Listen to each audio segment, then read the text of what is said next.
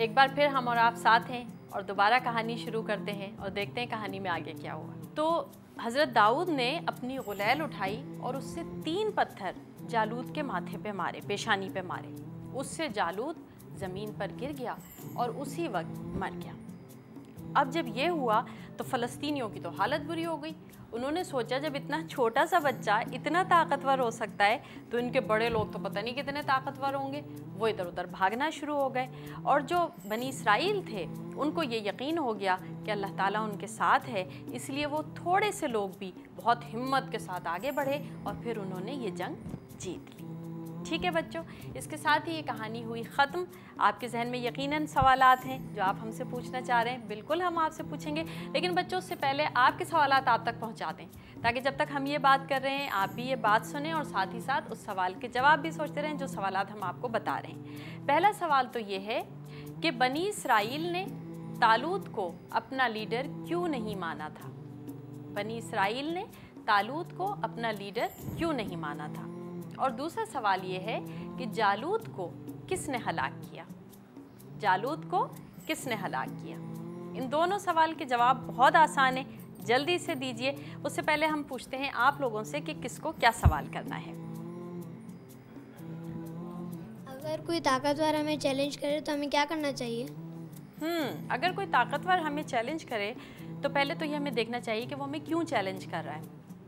अगर वो अल्लाह ताला के लिए हमें चैलेंज कर रहा है, अगर वो इस्लाम के लिए हमें चैलेंज कर रहा है तो हमें फिर बिल्कुल नहीं डरना चाहिए, इसलिए कि हमें ये बात समझ लेनी चाहिए कि अल्लाह ताला हमारी मदद फरमाएगा। तो फिर हमें अल्लाह ताला से दुआ करनी चाहिए कि अल्लाह मियाँ तू हमारी मदद फरमा और हमें इतना बहादुर बना दे, इस काबिल बना दे कि हम इस चैलेंज का सामना कर सकें। उस वक्त हमें बिल्कुल नहीं डरना चाहिए और घबरा के पीछे भागना नहीं चाहिए। ठीक है, आपको सवाल पूछना है जी।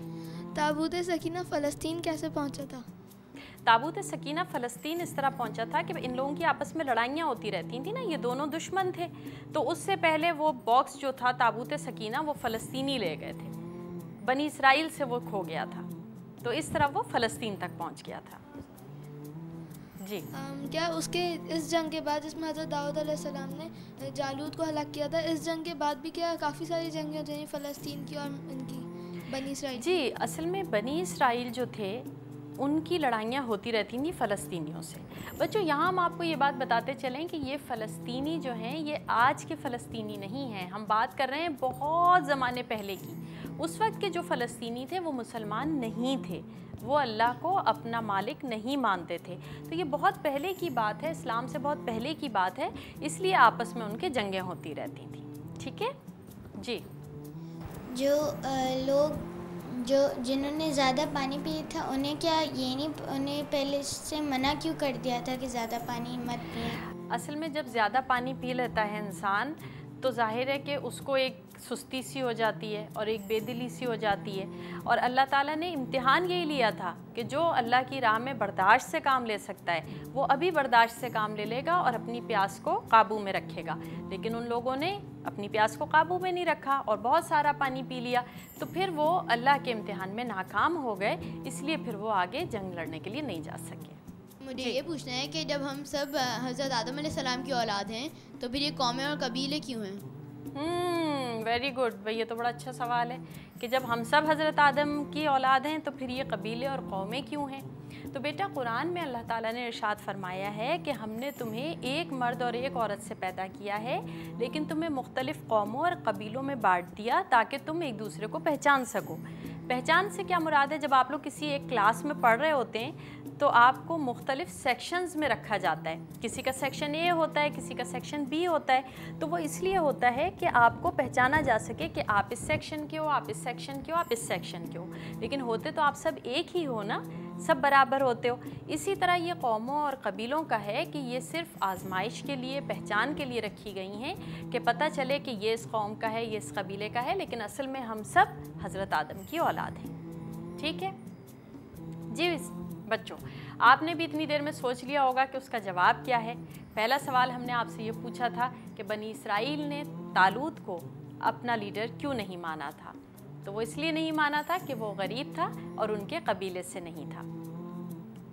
दूसरा सवाल ये था कि जालूत को किसने हलाक किया था, तो जालूत को हज़रत दाऊद ने हलाक किया था, जो उस वक्त एक कमज़ोर और कम उम्र बच्चे थे।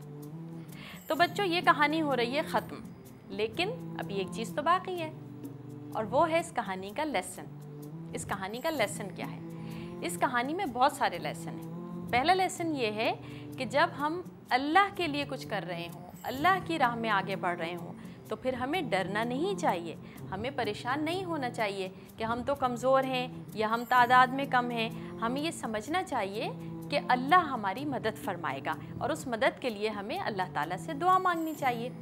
दूसरा सबक हमें ये मिलता है कि हमें किसी को भी कभी भी हकीर या छोटा नहीं समझना चाहिए।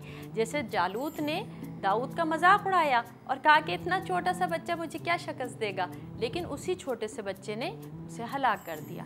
इसलिए बच्चों, कभी भी किसी का मजाक नहीं उड़ाना चाहिए और ये नहीं समझना चाहिए कि ओहो ये तो कमज़ोर है, ये तो ऐसा है, ये तो वैसा है।